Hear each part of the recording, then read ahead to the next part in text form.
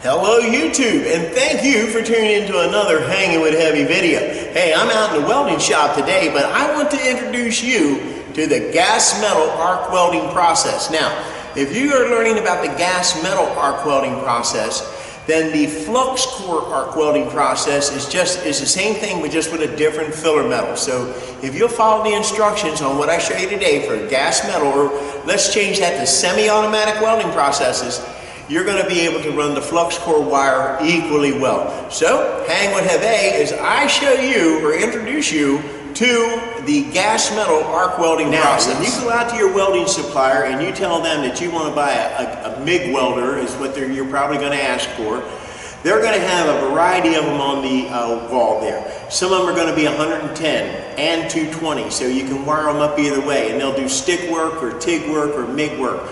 Or if what you want to do is just gas metal arc welding, let's say you've got a little body shop or hobby shop and you want to build a go-kart with the kids, you might look at something like this. And this is the Miller-Matic 251, and it's a all-in-one type operation.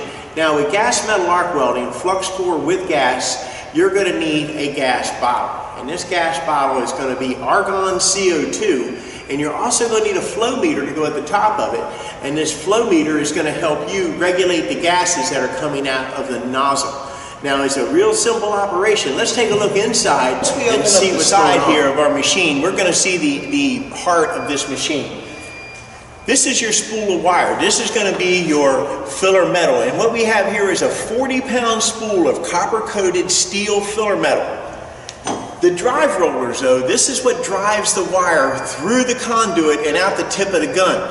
Now, on these, you're gonna have a pair of drive rollers. And I don't know if you can really see these up close or not, but there's going to be drive rollers, and the outside of these drive rollers will have engraved on them the size wire that you're running.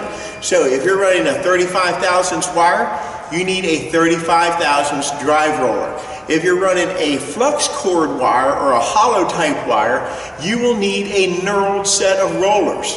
Now, don't tighten this down too tight. It shouldn't be clenched down on. If you do, it's going to make the wire squish it, make it oval, and it won't come out of your contact tip right. Let's take a look at that. Take a look at the gun. Now, this is what we call a gas metal arc welding or a MIG gun. It's got a trigger, it's got an insulated handle, it's got a copper nozzle, and on the inside of this, it has what we call a contact tip.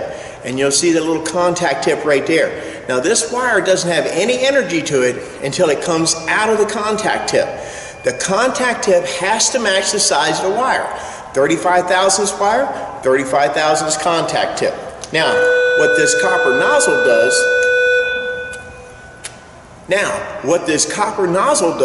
is protects the contact tip from spatter, but also creates a gas shield around the weld. So if you're running a gas, you're going to have this nozzle to direct the shield around the weld. Let's take a look at the front of the machine. All right, now with gas metal arc welding, you have two controls.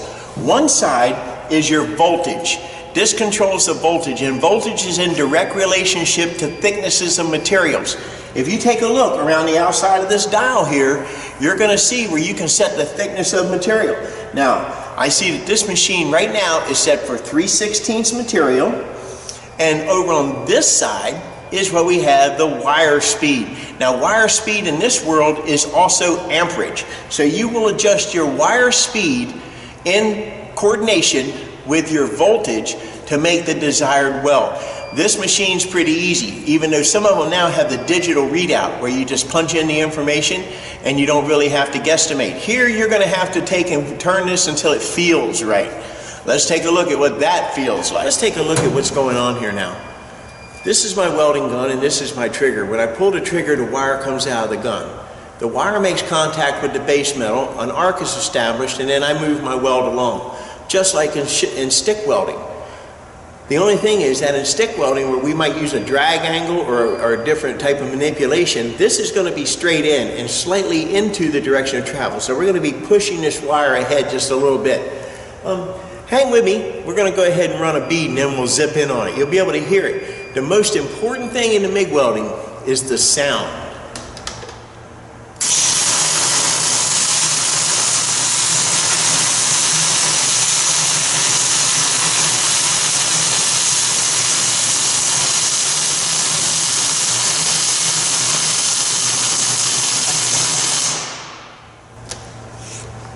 All right, ladies and gentlemen, there we go. There's the finished weld, and that's pretty much what it should look like when you're done. If you happen to notice that it's a little dark or you've got holes in it, check your shielding gash. You could have a problem with that.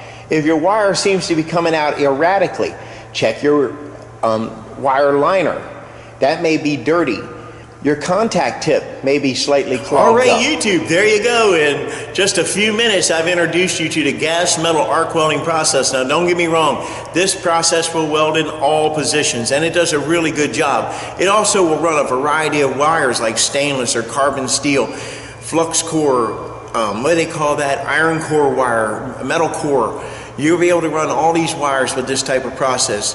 This machine that I just showed you right here will build yourself a nice trailer in the shop. It'll weld up to 1/4 inch material with no problem whatsoever.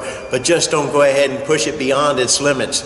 The weld may look good, but it's not penetrating anything. So, until next time, YouTube, you know what I want you to do. I want you to like, share, subscribe, reach on over there, hit that like button, leave me a comment. And until next time, I'll catch you outside.